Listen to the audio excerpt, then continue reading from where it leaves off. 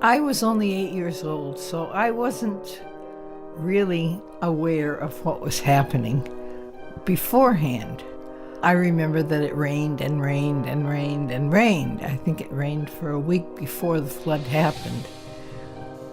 Well, my most vivid memory is opening up the kitchen door, which would lead down to the cellar, and the water was right up to the doorway. The whole cellar was full of water. I never have forgotten that. So I quickly closed the door, and then we left. So whether it came up any higher, I don't know. The Hatfield Historical Society has been collecting and preserving Hatfield history, that is, its artifacts and stories, for nearly 50 years. The storyteller you just heard, Rita Prue, was a longtime Society board member and curator of the Hatfield Historical Museum. Rita's work, and the work of earlier curators like Mary Lou Cutter and Bob Sawicki, plus dozens of dedicated board members and other Society volunteers, established the town's two museums and set the stage for where we are today. Without their efforts to collect and save Hatfield history, it is unlikely the collection, as we know it today, would exist. Here and there, I couldn't be more delighted than to be in Hatfield. I always loved visiting Hatfield. I come here a lot when we were doing research for this exhibit years ago. It was the first time I saw your historical society, and I think my eyes almost fell out of my head. It's absolutely a nationally significant treasure you got here and all this history. Here's the Governor Carver style chair, circa 1705, that was loaned to the Wadsworth Athenaeum for their Great River exhibit back in 1985. One of the many benefits of our 5-year Community Preservation Act grant, which funded 2 part-time positions in our historical museum, was that it allowed us to find out what was in the collection and then record it with photos in a museum database that we can now digitally search. But there were many other benefits as well. While it was not directly what we were funding, the inventory work and the restorative work allowed the museum to do more presentations, to provide more opportunities for the public to view some of the items that were stuck in boxes and in grandma's attic, so to speak. And also it attracted attention from researchers that were interested in the collection, and so they would come, and that would then lead to more potential opportunities for displays and interpretive presentations. So we're happy that there were those related benefits from the grant. The museum during this period was getting a lot of exposure in the press and the Daily Hampshire Gazette, which, to my knowledge, and I'm a regular reader of the Gazette, I don't remember that kind of press on that kind of regular basis. And so was it directly related to the CPA grant? I like to think that the community had a part in that happening through its support for the grant, and so there was a little bit of cause and effect there. I've been volunteering at the museum for 6 years since I moved here from Connecticut, and I like history, I like research, and I also wanted to know the community I live in. So I often think of history as dates and battles and politics and all of that. But the curator comes at it from a different direction. She asks, here is an object, what is its story? What does it tell us about life in Hatfield? And then fill in the details. I think that the volunteers are doing valuable work because we are writing up the descriptions of the new donations and researching and putting things in order so we can share them with other people. I've been doing an interesting thing, which is reading the World War I journals of Marion Billings, who went as a volunteer with the Red Cross canteen workers. Just amazing. And this is so interesting that it's going to be the foundation for a coming up exhibit. Having funded positions at the museum not only means being able to provide interesting and appropriate work for volunteer skills, but also lets us find, apply for, and win grants, such as the 2 grants we were awarded from Mass Humanities to inventory and research the business records of the Porter and McLeod machine shop. When I was asked to participate in the grant, I got an email and a phone call and other things, and I thought, this is very peculiar. What kind of machine shop could there be out in the middle of nowhere, which is what I thought. I mean, I'm familiar with the area, and I thought, what did I miss?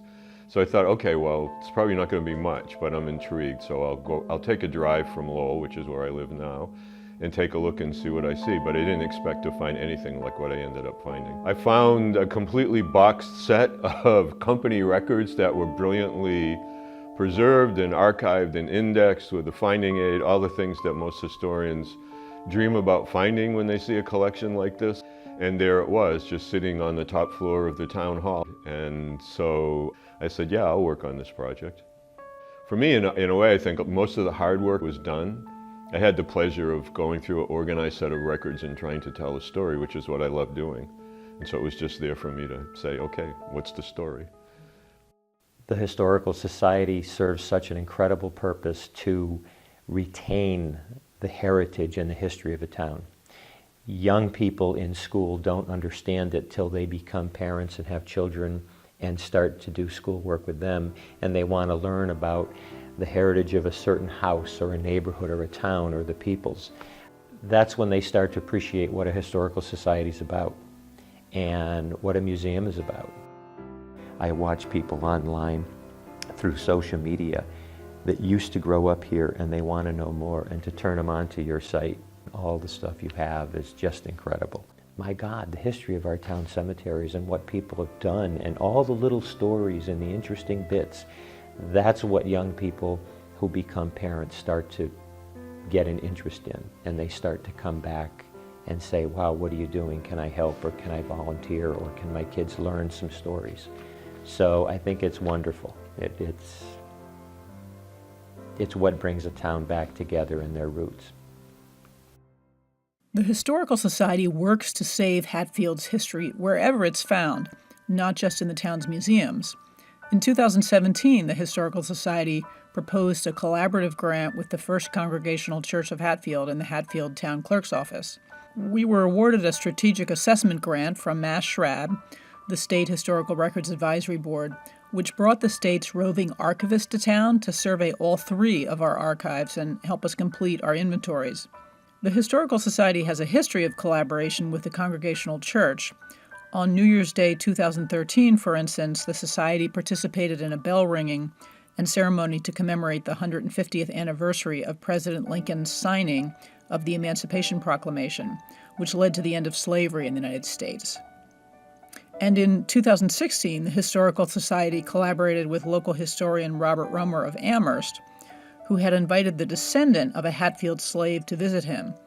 The slave was Amos Newport, whom Bob Romer had researched and written about, and the descendant was Alyssa Bailey of Atlanta, who learned of her ancestry from an article of Bob's posted online. Alicia was joined by her sister and her sister's daughter, and Bob was joined by fellow local historian Eric Weber of Williamsburg, who had also done extensive research on Amos Newport. She arranged to have a visit to Hatfield, and the Historical Society made the arrangements for her and her sister and her daughter to come and visit the parts of Hatfield that the slave Amos Newport may have walked in the mid-1700s. So she came up, I think it was a February day, and they walked Lower Hatfield, and they ended up at the church, all of us, where we were gathered together and decided to ring the church bell, which was a lot of fun, really, because you figure that ringing the church bell is just, a matter of grabbing a rope and pulling the bell. But of course, this thing weighs 2 tons, and it's quite an exercise in strength and endurance. But everybody got a chance to try to ring the bell, and it was a lot of fun. We got it ringing, and we ended off that moment by singing Amazing Grace. And it was amazing that Alicia's young daughter, she kind of led in the singing. She knew all the verses by heart, and it was a very kind of emotional. It was an emotional moment to have her, as a descendant of a slave, come to Hatfield, where we never think about slavery. And I think it had an emotional effect on all of us and a profound effect. And that's all related to what the Historical Society does, is to kind of bring our history alive. It is still alive. There are people living, directly related to our history, and to get people from Atlanta and Hatfield to come together and talk about our history and to relive it, I think is quite a benefit to our community. So we're lucky to have them.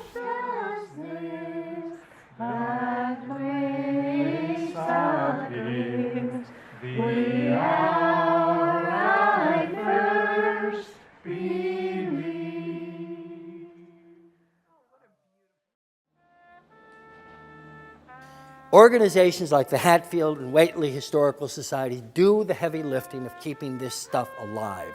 We as a society aren't doing enough to support them, and what would be possible in terms of education and civic attachment if we could build a bridge that was mutually beneficial between historical societies like yours and the way our kids learn in the schools. It would change lives and it would change communities in the most positive way imaginable.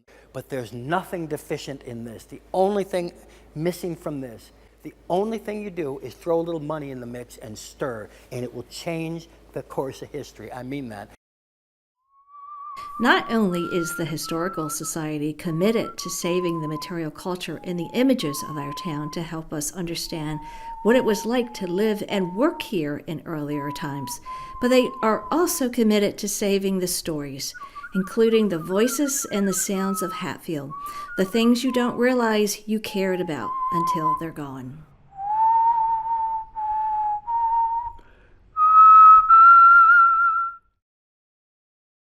You know, even in really good years, farming is tough. It's just always hard. There's always something that needs to be replaced, or more needs than money. And that hasn't really changed a whole lot over the years. Some years are better, and some years are tougher. You know, there's an awful lot that we don't have, and that's okay. There is so much that we do have. You know what? We've got a great lifestyle. We've got a fabulous family. We have plenty of work to do. Every day, we have plenty to do. We never sit around being bored. So, you know, that's a balance. And I sometimes will sit out on our front porch. I will think about the generations of women who have lived in this home, who have worked the land, raised their children. It's a good life. It's a very good life. And it wasn't easy for any one of them. It's certainly not easy for us today either. That doesn't make it bad. It just makes some days more difficult than others. But really, overall, it's very, very good.